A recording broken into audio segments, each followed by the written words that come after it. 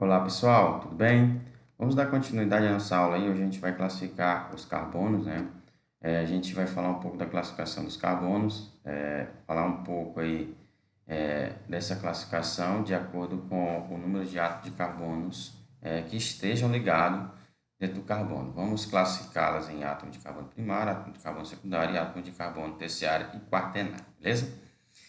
Pessoal, o átomo de carbono primário, ele vai ter um carbono só ligado a outro carbono. Exemplos. Eu tenho esse exemplo desse carbono aqui, ó. Observe esse carbono, os carbonos que estão em roxo, né? Esse aqui, este aqui e esse aqui, beleza? Esses são exemplos de carbono primário. Por quê? Porque eles estão ligados somente a um carbono. Esse carbono aqui está ligado diretamente a esse. E esse carbono aqui está ligado diretamente a esse. E esse aqui está ligado diretamente a esse. Ou seja, todos os carbonos da extremidade aqui, eles vão ser carbonos primários. Beleza? Agora eu tenho exemplos de carbono secundário. O que é um carbono secundário? O primário, você lembra lá que o primário era um único carbono. O secundário ele vai ser ligado a dois outros átomos de carbono. E de uma maneira que a gente possa observar isso, mais fácil, da mesma maneira vai ser o carbono terciário. Mas o carbono terciário ele vai ter três átomos de carbono ligados, né, a um único átomo de carbono. O quaternário ele vai ter quatro átomos de carbono ligados a outro átomo de carbono. Pessoal, vamos ver isso através do nosso exemplo. Aqui a gente tem um exemplo de carbono secundário. Observe esse carbono roxo aqui. Esse carbono roxo está ligado a dois outros átomos de carbono, né? Ou seja, ele é classificado como secundário. Observe aqui, um carbono aqui e um aqui. Então, é dois. Então, esse aqui é o quê? Secundário. Eu tenho esse outro exemplo aqui, ó. Eu tenho um exemplo de átomos de carbono terciário, né? O átomo de carbono terciário, eles vão estar ligados a três outros átomos de carbono. Eu tenho um, dois, três. Observem bem aqui, ó. Um carbono aqui ligado a três outros átomos de carbono. Então, ele é terciário. Eu tenho aqui o quaternário. O quaternário ele está ligado a quatro outros átomos de carbono. Observe o roxo. Um carbono aqui, um aqui, um aqui e um aqui. Então, ele é o quê? Quaternário. A gente também tem algumas representações, né, para representar P de primário, S de secundário e T de terciário e Q de quaternário. Observem aqui. Todos da extremidade estão com a letrinha P, né? Eles são o quê? Primários. E aqui eu tenho o carbono que ele vai ser quaternário, representado pela letra Q. Eu tenho o S aqui pela letra S de secundário e o T de terciário, beleza? Aqui, dessa mesma maneira, eu tenho o Pzinho para primário, o S para secundário e o outro S para secundário. Aqui eu tenho outro carbono primário. Pessoal, essa é a representação para vocês estarem representando nos exercícios. Aqui eu tenho a classificação de acordo com a cadeia carbônica, né? A cadeia carbônica ela vai ser aberta ou acíclica, né? Aqui a gente tem um exemplo de cadeia aberta ou acíclica. Essas cadeias ela tem uma certa disposição no átomo, né? Dos átomos, né? Dos átomos de carbono. No caso, a gente pode encontrá-las da seguinte maneira: normais ou ramificadas. As cadeias normais elas não vão apresentar nenhum tipo de ramificação. Observem aqui. Esse aqui é um exemplo de uma cadeia normal, pessoal. Esse aqui, ó. Professor, e a cadeia ramificada? Esse aqui, ó, você vai ter uma cadeia normal aqui e uma ramificação. Eu comparo as cadeias ramificadas como uma árvore, né? Por quê? Por que, professor, compara ela como uma árvore? Porque, pessoal, ela apresenta diversas ramificações. As raízes aqui, ó. Vai ter o tronco principal, né? Comparando a árvore, tem o tronco principal e as suas ramificações, né? Quais os tipos de ligações que podem ser encontradas no carbono, né? Elas podem ser ligações simples, né? Que são conhecidas como saturada. A ligação simples é representada desta maneira aqui, pessoal, e dessa aqui, né? E também as ligações duplas ou triplas, né? Que são cadeias carbônicas insaturadas. Aqui eu tenho a representação da ligação dupla, ó, dupla insaturação, e uma insaturação aqui representada pela ligação tripla. Bem simples nessa parte, né, para vocês.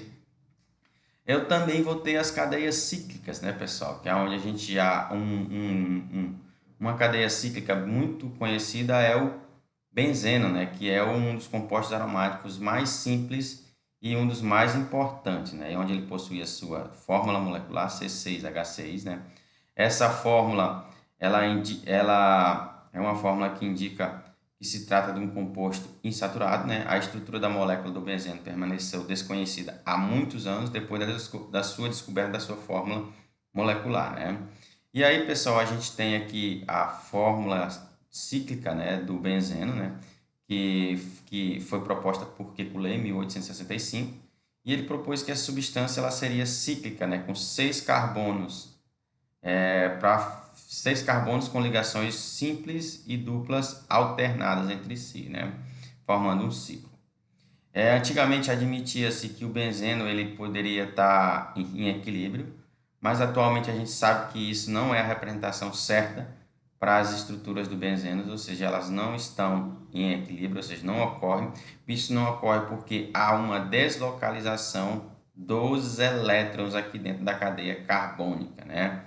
E isso faz com que todas as ligações tenham o mesmo caráter, né? De uma maneira que a gente possa representar a, as duplas ligações, né? Através das eletrodeslocalizações. Ou seja, o que está acontecendo aqui dentro? Essas duplas elas vão alternar aqui, ou seja, esses elétrons π eles vão estar sempre em movimento aqui dentro e formando as estruturas de ressonância. Eu também posso observar o benzeno dessa seguinte maneira, né? Pessoal, é muito importante a gente falar do termo aromático, né? Que ele foi atribuído ao benzeno logo que ele foi isolado, né? Isso deve ser ao odor ou a alguns compostos que apresentavam esse tipo de estrutura. Geralmente eles caracterizavam o composto aromático, o termo aromático, por alguma coisa que exalava ali algum tipo de aroma, né? Apesar que essa denominação ela foi mantida aí, né? Para a classificação de uma molécula. Mas o critério químico de aromaticidade ele não está associado ao odor, ele está associado à estabilidade dessa cadeia cíclica, né? Por quê? Porque ela ali dentro ocorre uma deslocalização dos elétrons π. Isso faz com que a nuvem eletrônica fique em movimento, né? É, a nuvem eletrônica vai ficar em movimento e ela vai passar ali por todos os átomos da cadeia carbônica, né? À medida que esses elétrons eles vão se deslocalizando ali dentro, vai conferindo ali uma ligação, né? Tipo uma estabilidade, né? A hora vai ter caráter de dupla, a hora vai ter caráter de uma ligação simples, né? E aí, pessoal, o que fica menos disponível para quando eu tenho na verdade, só para recapitular. Na verdade, quando eu tenho uma eletrodeslocalização, né, eu vou estar conferindo ali as ligações entre os átomos, né, de carbono, né, ó, porque todos eles vão ter um caráter ali de ligação dupla, né? Eu vou fazer o quê? Vou fazer o quê? Ele vai acontecer o quê? Vai acontecer a eletrodeslocalização dos elétrons π, que isso recebe o quê? Um nome de um fenômeno eletrônico chamado de ressonância. Beleza? Tranquilo? Só se vocês lembrarem, quando vocês verem a estrutura do benzeno, vocês têm que lembrar o quê? Que os elétrons π, eles sofrem eletrodeslocalização. E esse fenômeno eletrônico ele é conhecido como ressonância. Aqui, pessoal, tem alguns compostos que, além do benzeno, que encontramos no nosso cotidiano, né, que também são substâncias aromáticas, no caso do tolueno, que é utilizado nas indústrias de tinta, que aqui eu tenho um exemplo do tolueno, vernizes para como solvente, de maneira geral, o estireno, matéria-prima e obtenção de poliestireno. E eu tenho o estireno, né, que é o estireno aqui, ó, o exemplo do estireno. E eu tenho o naftaleno, né, que são dois anéis condensados. Qual é a aplicação do naftaleno? Ela substância presente na naftalina, né? Era muito usada como inseticida, né? Para afastar insetos nas roupas, mas hoje não é mais usado. Vai apresentar dois anéis condensados, como eu falei, e é muito utilizada na indústria de corantes, pessoal. E aí eu vou ter também as cadeias cíclicas alifáticas, ou cadeias alicíclicas, né? Elas são consideradas alifáticas, os compostos que não possuem anel em suas estruturas, né? Elas podem ser cíclicas, né, que são chamadas de cadeias cíclicas ou também chamadas de alicíclicas.